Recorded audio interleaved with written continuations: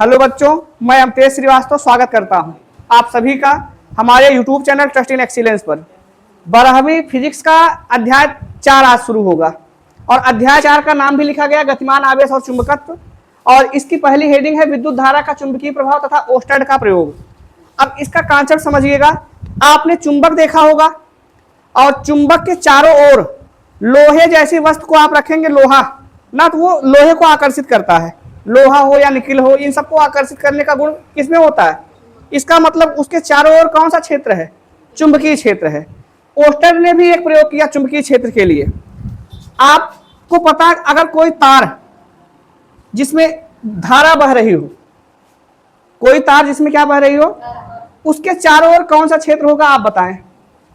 वैद्युत क्षेत्र होगा या चुंबकीय क्षेत्र होगा? तो आपके हिसाब से वैद्युत क्षेत्र होगा।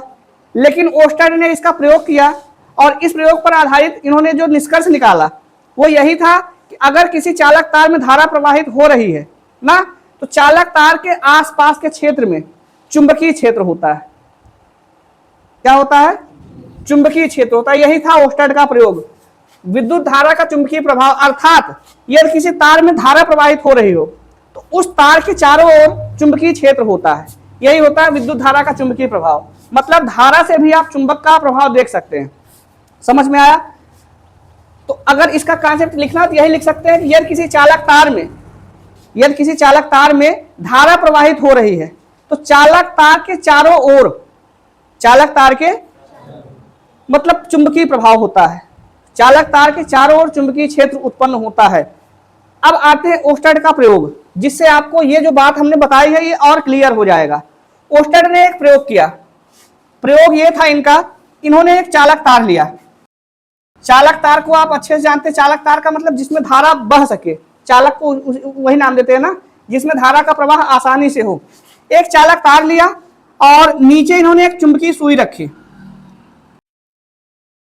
ये चुंबकीय सुई है, बात समझ में आई ना? चालक तार लिया इन्होंने और एक चुंबकीय सुई रखा। ये इसका दक्षिणी ध्रुव है और ये इसका उत्तरी ध्रुव है। 3 प्रयोग इन्होंने किया इसी चालक तार से संबंधित। पहले में इन्होंने क्या किया, इस चालक तार में कोई धारा प्रवाहित नहीं किया इन्होंने। मतलब तार है, तार के नीचे क्या रखा गया है? चुंबकीय सुई रखी गई है। तार में अभी कोई धारा प्रवाहित नहीं है, तो चुंबकीय सुई इन्होंने जो रखा था उसमें थोड़ा सा भी हलचल नहीं हुआ। मतलब अगर धारा प्रवाहित नहीं होती, इस सुई में कोई भी हलचल हुआ ही नहीं। दूसरी अवस्था, चालक तार में इन्होंने धारा प्रवाहित करवाई। मान लेते हैं कि इस चालक तार का नाम AB है।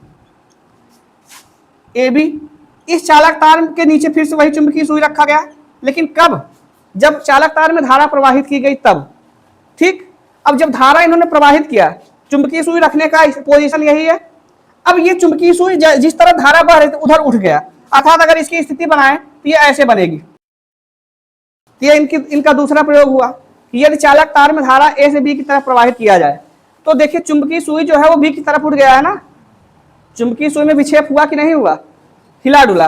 तीसरी अवस्था, चालक तार में धारा इन्होंने उल्टा कर दिया। मतलब अभी जो A से B की तरफ था अब किधर है? अब ये वाला हिस्सा जो उठना चाहिए था, अगली अवस्था में इधर वाला हिस्सा उठ, क्योंकि धारा इधर बह रही है तो हलचल किधर होगा? जिस तरफ धारा बह रही है। अगली स्थिति में इसका ये साउथ नॉर्थ। समझ में आई बात? तो ओस्टर्ड ने क्या किया?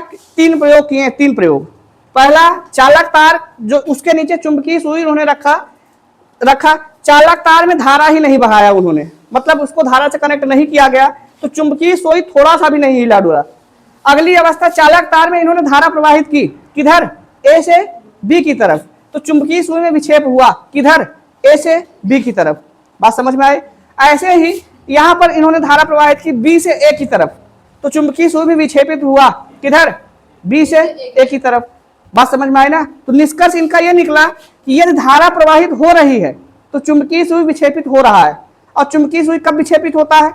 जब उसको चुंबक जैसा कोई प्रभाव मिले। चुंबकीय सुई तभी तो विक्षेपित होगा। इसका मतलब इसका विक्षेप होने का अर्थ ही है इसका अपना क्षेत्र मिल रहा है। कौन सा क्षेत्र? चुंबकीय क्षेत्र। तो इन्होंने निष्कर्ष निकाला कि अगर कोई चालक तार है और उसमें धारा बह रही है, उसके चारों ओर चुंबकीय क्षेत्र उत्पन्न होता है, और यही ओस्टर्ड का प्रयोग था। बात समझ में आई ना? ओस्टर्ड ने अपने जीवन पर आधारित मतलब चुंबकीय प्रभाव पर आधारित 3 प्रयोग किए। पहला, चालक तार में कोई धारा नहीं बही। दूसरा, चालक तार में धारा ए से बी की तरफ। और तीसरा, चालक तार में धारा किधर, धारा बहाने पर विक्षेप हुआ, चाहे उल्टा चाहे सीधा हो रहा है, और ना बहाने पर यह जैसा था वैसा बना रहा। चुंबकीय सुई हिलने का अर्थ ही एक चुंबक का प्रभाव उसको मिल रहा है, चुंबकीय क्षेत्र उसको मिल रहा है ना।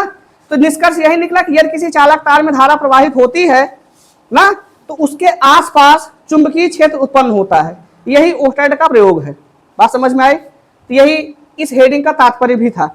अब आपको लिखना कैसे? सबसे पहले यही लिखना है कि यदि किसी चालक तार में कोई धारा प्रवाहित होती है, उसके आसपास चुंबकीय क्षेत्र उत्पन्न होता है। ठीक, उसके बाद हेडिंग क्या बनाना है? ओस्टेड का प्रयोग। ये प्रयोग संख्या 1 है और ये 2 है और ये कौन सा है? लास्ट में फिर आप लिखेंगे निष्कर्ष। निष्कर्ष में क्या लिखेंगे कि यदि किसी चालक तार में धारा प्रवाहित होती है, फिर से वही वाला बात, यदि किसी चालक तार में धारा प्रवाहित होती है, उसके आसपास चुंबकीय क्षेत्र उत्पन्न होता है। यही ओस्टेड का प्रयोग था। समझ में आई बात? तो आई तो लिखिए।